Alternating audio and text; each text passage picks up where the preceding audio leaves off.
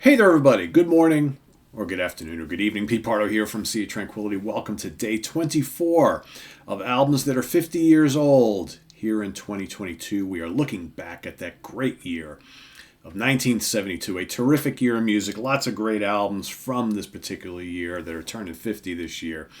Throughout this month, I'm picking my 31 favorites, although if you've been watching, you know you're getting a little bit more than that.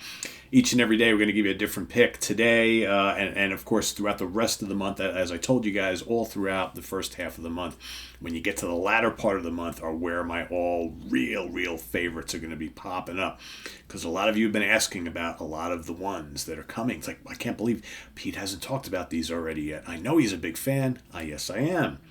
Patience. Patience, my son. Patience. They're coming. So from this point on, kind of I've been saying it for the last couple of days, but really all the ones that are happening from now until the end of the month are my absolute favorites. I love all these that I'm going to talk about all month, but these are like the best of the best. All right, so here, especially this particular one, okay, released May 8th, 1972 for the Decca MCA label, produced by Derek Lawrence. Talking about the third album from Wishbone Ash, Argus.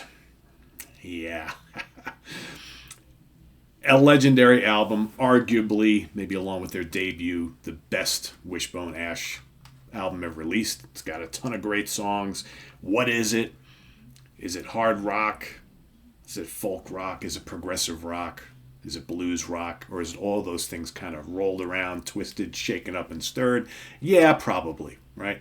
But it's definitely, for me, the most majestic album that has, like I said, arguably, it's either this or the debut, have the most classic songs on it.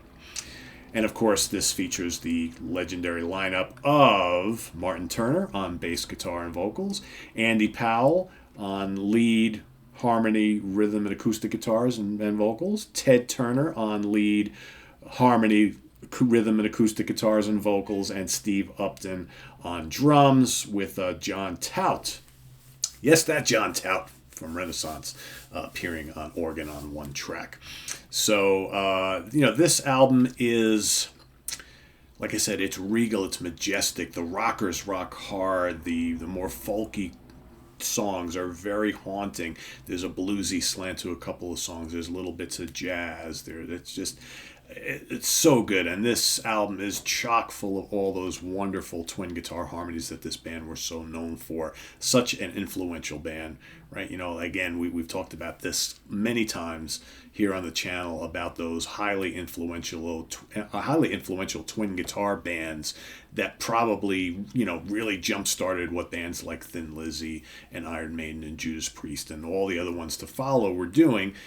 Allman Brothers and Wishbone Ash. I mean, those are like, two of the early ones. I mean, there were others that had two guitars, but none of them were really doing these kind of like harmony guitar lines that kind of weaved around each other and all that. That's where kind of it started. That's where it started. And, these guys, just so many of their songs and all their albums feature that sort of thing.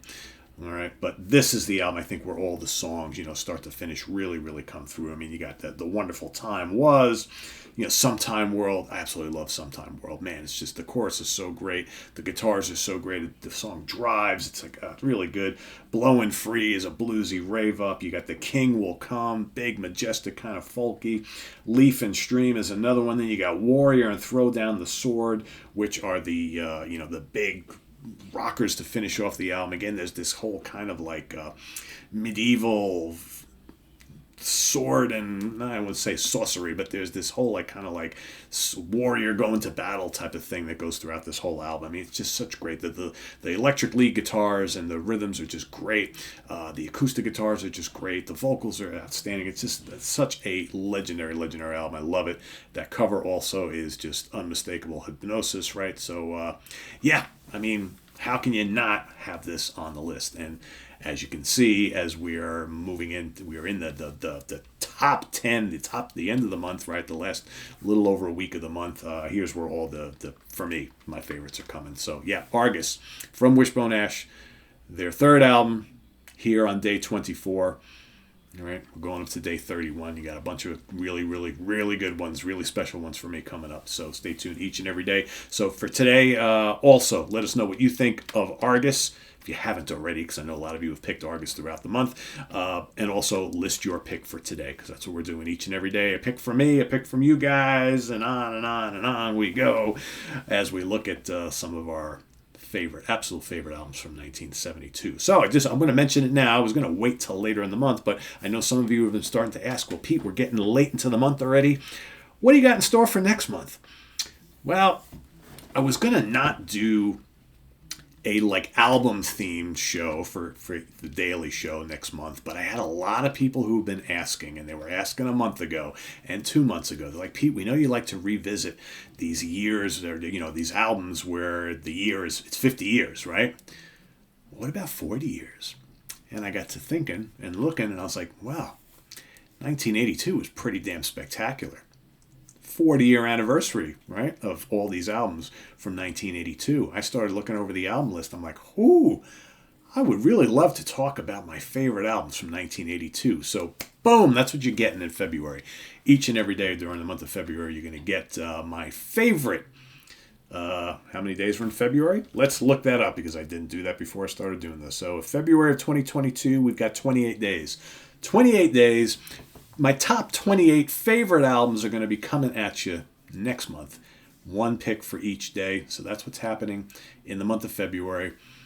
My favorite albums that are turning 40 years old here in 2022, revisiting 1982. So that's what we're doing next month. So, but before we jump to that, we've got more to go in this one. So stay tuned for more of this tomorrow morning. And we've got the Hudson Valley Squares tonight. Tomorrow we got In the Prague Seat. We've got What's Hot with Sea Tranquility, new album review day on Wednesday. Thursday, The Monsters Den. Friday morning at the Funhouse with Martin Popoff. Saturday, the UK Connection with Simon Bray and Stephen Reed. And Sunday, we've got album homework assignment, where Mr. Popoff and I will be going at it one more time, once again, with Jamie Laszlo hosting. So that's coming up Sunday morning, so stay tuned for that as well. All this great stuff happening on the channel. Make sure you subscribe and click that notification bell if you haven't already, so you don't miss any of it, right? We've also got the links to our Ko-Fi page below, and our webzine, and also our merch site, which has a couple brand new t-shirts available. Some really cool designs, so check them out. So thanks for watching. I am Pete Pardo. We'll see you real soon. Take care. Bye-bye.